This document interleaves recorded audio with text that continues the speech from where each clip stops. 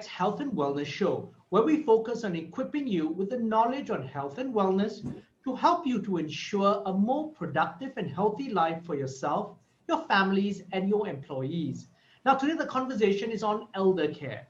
Now, to bring expert insights, we have PC Gan, the country manager of Homage Malaysia, a leading healthcare provider in the elder care space. Now, PC, welcome to the show. Hi, Brian. Thanks for having me. Now, PC, give us an overview of what your company does.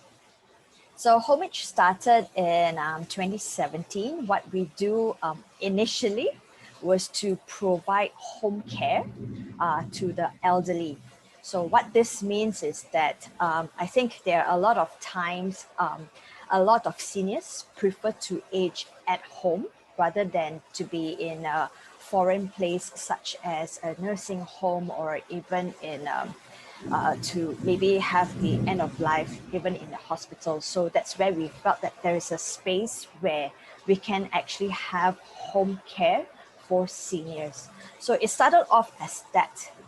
Then later on, as the year progresses, and then now that we've got this pandemic, we realized that because we are the biggest supply of nurses and caregivers, what we realized also is that people such as hospitals and nursing homes are starting to look at us as a provider for this pool of resources when they need them.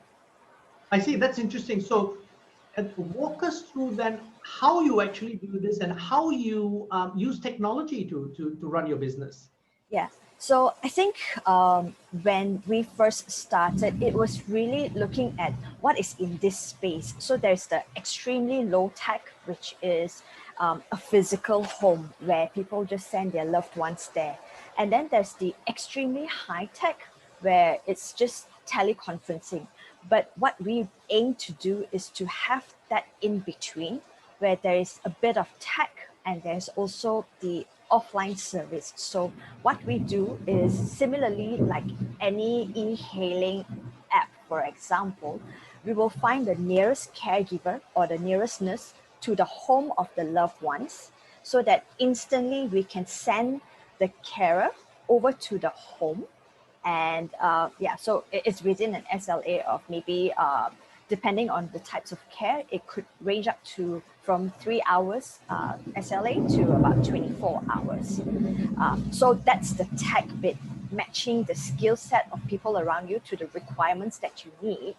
And then the low tech bit is really sending the physical person to care for the loved one at home, because I think that one, you cannot replace it with a robot or anything else, right? Yes. Not at the moment. In Japan, you do have caregiving robots, but that's a different thing altogether. But so PC, you are a platform business only, or do you also physically provide the services as well? So we, okay, let me put it this way. So from a consumer perspective, if I need, let's say, for example, a caregiver, even a therapist, what I'll do is that I will just put up at what time, where, and the profile of these loved ones. So because the thing is that we need to make sure that the carer that we send across is able to handle this loved one. So say, for example, if 80 kg senior, Okay. I cannot have someone a small size as me to help, right? Because if there's a transfer needed, I probably need someone a slightly bigger size to be able to handle the weight of these loved ones. Okay. So that's that perspective of the loved ones that we are caring for. Then the other segment that we are caring for is also children, especially if, let's say, for example, if they're not in the country, they can still book that appointment and still get a live feed as to what is happening during that visit when our carer is taking care of the loved ones. Okay. So that's the second stakeholder. Now, the third stakeholder that we are serving is really, it's a gig economy, right? So for care professionals such as caregivers, nurses, or even retired nurses, the thing is that retirement age does not mean that you just sit at home and not do anything. You can still give back. So it becomes a platform for you to apply for jobs to people near you, so you don't need to travel far to just earn, right? Yes. No, so can I ask you then? So essentially, as you said, you're the Uber or Grab of the caregiver space. But what sort of numbers do you have in your platform at the moment? So in terms of application, we do have, I think on a monthly basis, we do have close to 10,000 coming in, but we are very strict in terms of who we approve, purely because we are looking at seniors, that's one. And also the thing is that this is quality care that we are looking at. So it's not just anyone that we will approve. So from the entire funnel, we approve close to about 10% thereabouts, sometimes even lesser. So right now in our pool, we have got close to 2,005 across Peninsula Malaysia. Okay, so 2,500. And so in terms of people getting care, how many do you have every month that actually receive service? So I think because we are in the major states of Malaysia, Peninsula Malaysia, like Klang Valley, Johor, and also Penang, on a monthly basis, we serve close to about 2,200 homes. Okay. Yeah. All right.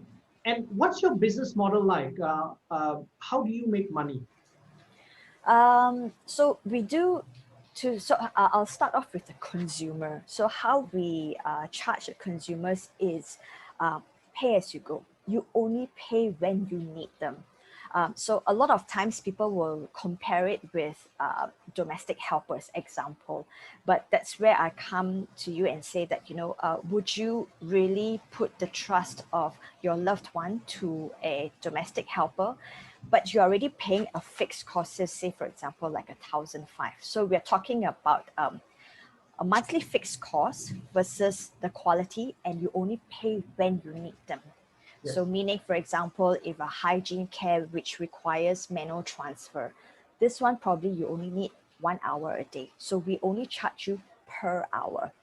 So that's our business model for consumers. So now with what we do with our organization, so say for example, like hospitals or even nursing homes. So hospitals, we know that they come to us when there's shortage of staff.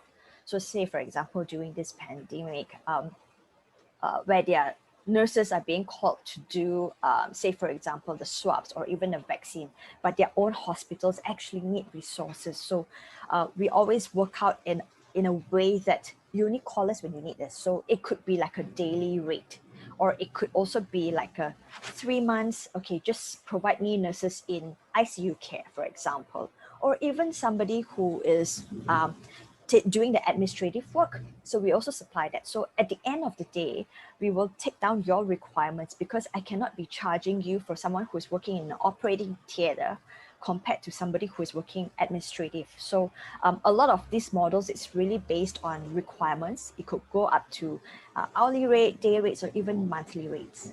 Okay, so typically for a consumer side of the business, what is the hourly rates like? So we go by, if it's an ad hoc, it will start off at 40 ringgit. But Okay. if you know this is a long-term care, it goes as low as 29 ringgit. Okay. But again, I will emphasize on this block of hours that consumers are purchasing. You only use it when you need them. So it's almost like a credit-based kind of model. Okay. So then on the side of caregiver itself, how much do you charge the caregiver? So because of what we do, and a lot of times, like I said earlier, I serve also the other stakeholders. Right. 70% of the cut actually goes to the caregivers, the professionals themselves. So you take a 30% commission. Yeah. Okay. And obviously what this does is this gives caregivers just like the gig economy from the ride-hailing business. It gives people flexibility. It also gives people the opportunity, some people, to earn more money than they've earned before. Absolutely. So can I ask you, so how have your services helped to bridge the gap with the elderly, especially because of the pandemic? Uh, Maybe I'll start off with the gig economy first. I think during this pandemic, there are also a lot of people who are retrenched. So a lot of them, they are also out there. So there are also different skill sets that we realize could work. So say, for example, if some people actually have got the calling to serve, we will put them under, say, for example, if they can be groomed to take care of demented patients, so, for example. So what we will do is that we'll make sure that they go through the entire syllabus of dementia and Alzheimer's. This is together, we curate the syllabus with our partners and to make sure that they are all equipped to take care of seniors of different stages of dementia, example. How do you do that? Is that a physical class or do you have some online classes? How do you do that? We used to have physical classes, but now, very unfortunate, we have to resort to Zoom or even Google Hangout. But having said that, we are not putting in the new caregivers into the pool as of now, because we already have those qualified caregivers who are already qualified to do dementia patients. So then we will only push that through. So now the ones who are fairly new at this, say for example, we just pushed out vaccine escort, because a lot of times, although, you know, say for example, we are working from home, but we don't know how long the vaccine will take, right? Some could go up to 45 minutes, some could go as long as 3 hours. So what we do is that we provide vaccine escort for seniors, example, during this pandemic. And then we match it with probably a somewhat a less experienced caregiver, but they are able to do that escorting Right. during this pandemic. So that's that matching of the skill set. But now coming back to seniors at home, so of course then we have got seniors who are immobile, example. So all of this is a lot easier when it's done at home. What we do is also, because right now a lot of them, they cannot travel out, or if it's within a 10 km vicinity, what we will do is we will also buy these consumables as well. So we equip the family to be able to do caregiving at home. Okay. Now, let's zoom out a little bit and take a macro look at the industry itself. Now, one of the key trends to note is Malaysia is an aging population. So is Singapore. And in fact, in Malaysia, 30% of the population will be above 60 by 2030, if I'm not mistaken. Now, what is your view on this, the state of the overall elder care sector in Malaysia? So I feel that there are not enough options for seniors in Malaysia. So say for example, I take myself as an example. If I were to look at 40 years down the road, what are the options out there for me? And I don't have children and I don't intend to have children. So what does this mean? Do I have somebody to take care of me then? Do I go to a retirement village, which is still somewhat new right now? Do I don't want to be in a nursing home, because I think that space there, it still needs a little bit more work. But if let's say, for example, somebody who is like me, I'm fortunate enough to stay in a house where it's inherited. But this home is probably not equipped for me to grow old, because it's double story, there's steps. So there's a lot more investment I need to put in place to make sure that I can age well at home. Right. So that's the planning bit that we don't think about in advance. So that's for people, maybe our generation. But for seniors, I feel there are a lot of times that they are also reliant on their children to provide that care. So we call these the children themselves as sandwich generation, where I already have my own family to take care of, but there's also this filial piety that I need to pay back, you know, and to provide for my parents. So now what does this mean? So I'm torn between the two, and that's where there's this whole caregiver burnout. And at the end of the day, I think our loved ones, our parents, don't want us to be torn. And a lot of times, they themselves are left with no options if they are not financially prepared. So I think the financial aspect of things is something that we need to overcome. Also, one of the key things is the fact, and you're right, because we talk about the elder care, we tend to think about old folks' homes, and there's a plethora of different options and different price points. Some of them are not, as someone I know said who has been in a old folks' home, you're basically just being sent there to die, and that's really how he felt. But in your space, in terms of your digital app-based caregiving and on-demand caregiving, who else do you see as your major competition?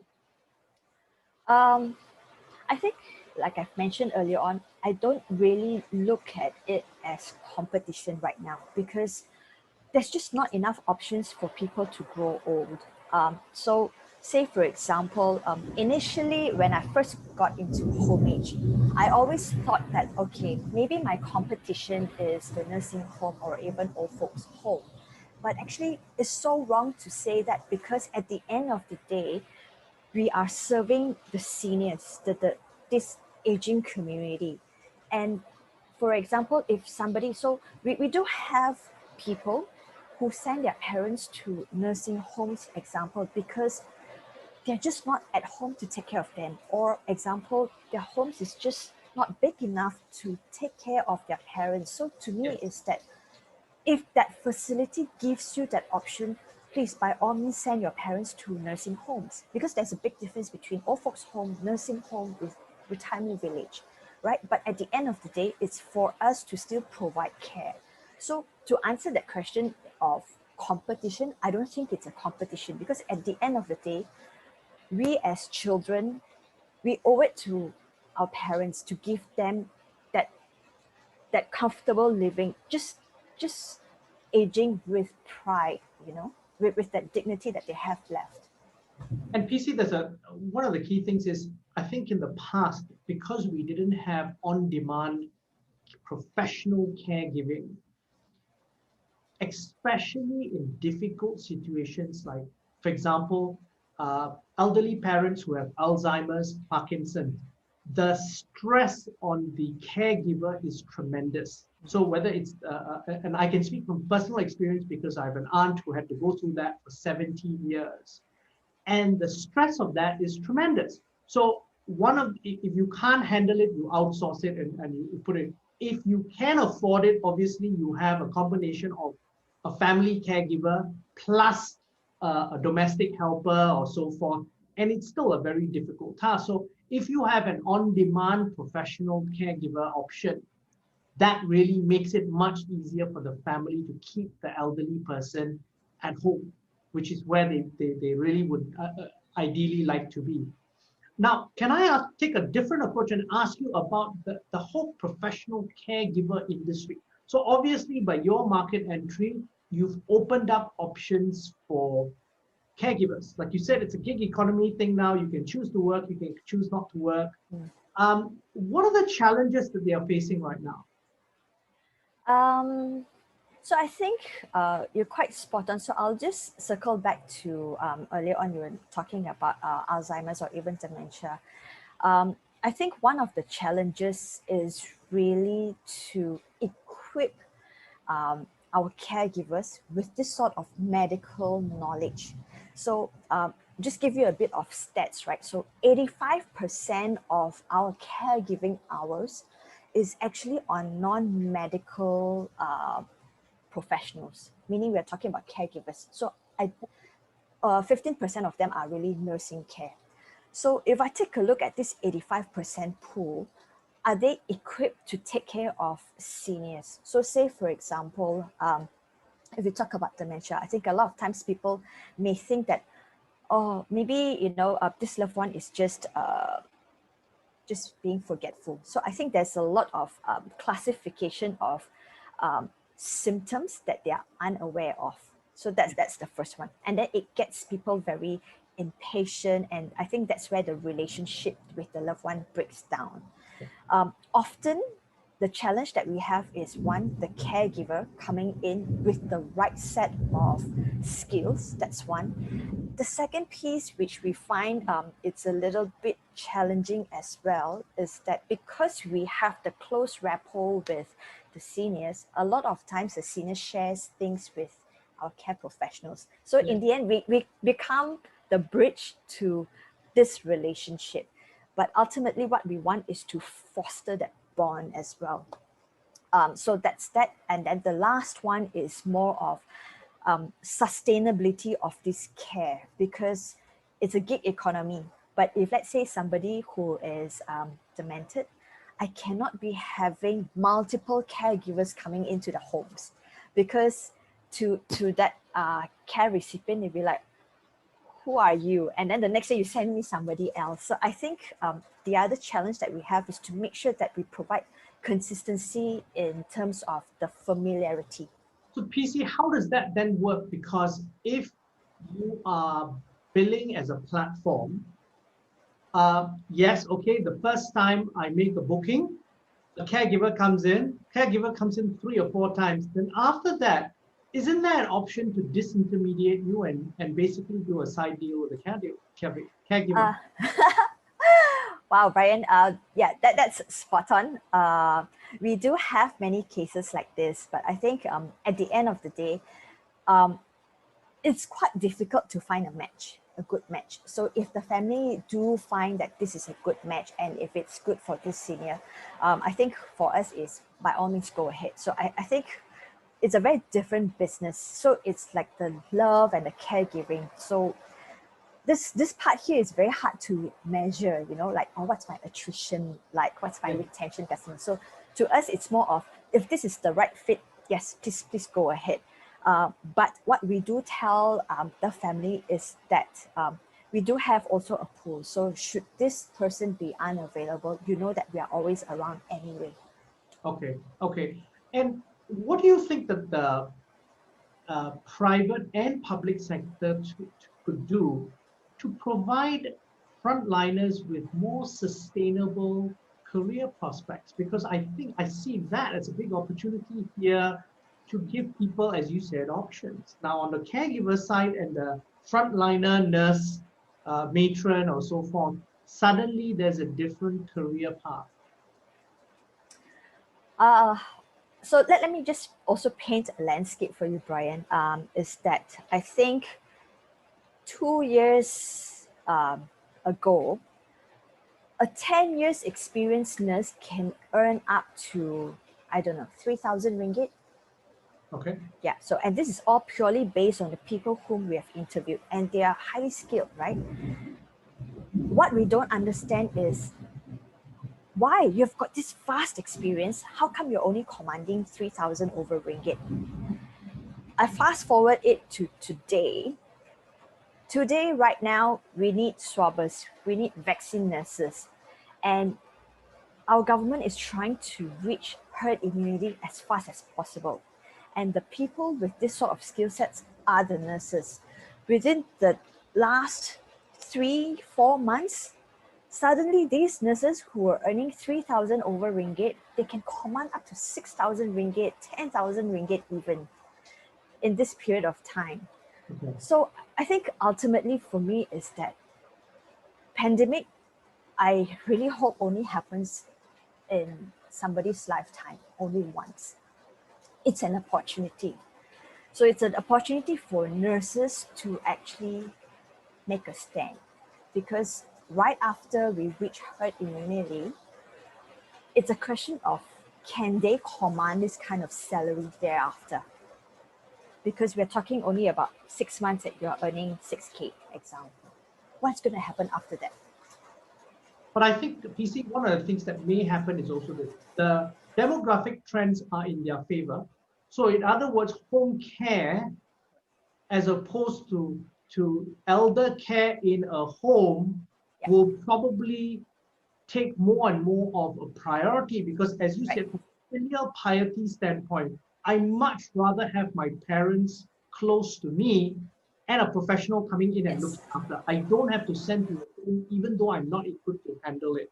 because that is often the case. So what may happen then, just like the gig economy, so to use an example of, and we've had Food Panda on one of our previous shows, the Mat Rempet or so forth who used to earn 1,000+ ringgit maybe as a dispatch boy now can earn a minimum of 3 to 5,000 ringgit, some as much as 10,000 ringgit. Yep. So what it does is it's empowered people to earn differently. So people want to work harder, earn more money. You want to earn less and still make your 3,000, but you can still work a third of the time to earn that 3,000. So perhaps that's the way that post-pandemic the world will look like. But for the patient, it would be a better thing. For the family of the patient, it's probably a better option because there's better trained people. And for the gig economy, now the new gig economy medical person, that's probably a big advantage as well. Yeah, absolutely. So the second part to that question was that even before we hit MCO, our caregivers, so just caregivers, earns up to 8,000 ringgit, and she doesn't even work like 24/7 or even like 12 hours, 7 days a week. She probably just needs to work 5 days. I think an average of about maybe 8 or less hours, she can earn up to 8,000 ringgit. And that to me is a source of income, and it's at your own flexibility. And we're talking about caregivers. So what more nurses? So I think it's the same thing as this now opens an option for you to look at, okay, after this pandemic, if this is going to be a place where you're going to be earning so much, which offers you flexibility, this then means that not just young professionals, but even retirees can also opt for this and still earn a decent living. Yes, and there's precedence for that, because if you don't have to look very far.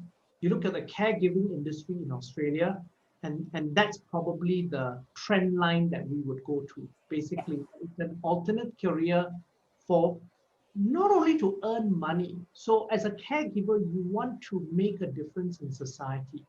You want to help older people, and that's a way of doing it. Yeah, I think earlier on I was sharing with you the stats, right? So like 85% of our caregiving hours is non-medical. So these are the areas that hospitals or organizations cannot even cover. So most of them, it still comes back to home. So, and that's where the whole caregivers come in, because they are non-medic. And there's shortage of supply right now for caregivers still. So I think people should look at it from a very different angle, that this is not just a job that nobody else wants to do, but I think there's a higher purpose in doing this. A final question now. What are the plans for Homage moving forward? Are you going to roll out new services? What's the strategy? And what's the target for growth? I think for Homage as a group, we are now in Malaysia, Singapore, and Australia. We're planning to go to C4, C5 country in the next coming years. But I think particularly for Malaysia, I think for us is that I want to bridge the accessibility to healthcare. That's one. And then the second thing is financial aid as well. So I think this is where I really urge for companies like insurance or even our government to start looking into better subsidies for young generation, so that it's not really entirely on us. That's one. And then the third thing is really on pre-planning. Like, what are the things that we are doing for pre-planning, just so that we don't hit at 65 and then we start thinking, oh dear, I don't have enough funds, I don't have enough coverage. So I think we are still in the education phase right now. So for Malaysia, there's just so much that we can do in terms of financial and healthcare accessibility. So those are the two things that I really want to work with the players in the market. Now, PC, thank you very much for taking the time to be on the show. Pleasure is mine. Thank you for having me, Brian. Now, I'm Brian Fernandez. I've been speaking to PC Gan, Country Manager of Homage Malaysia, on BizTech Health and Wellness Show. Please view our website as well as our Facebook and LinkedIn sites uh, at www.biztech.asia for business and technology conversations. Thanks a lot for tuning in.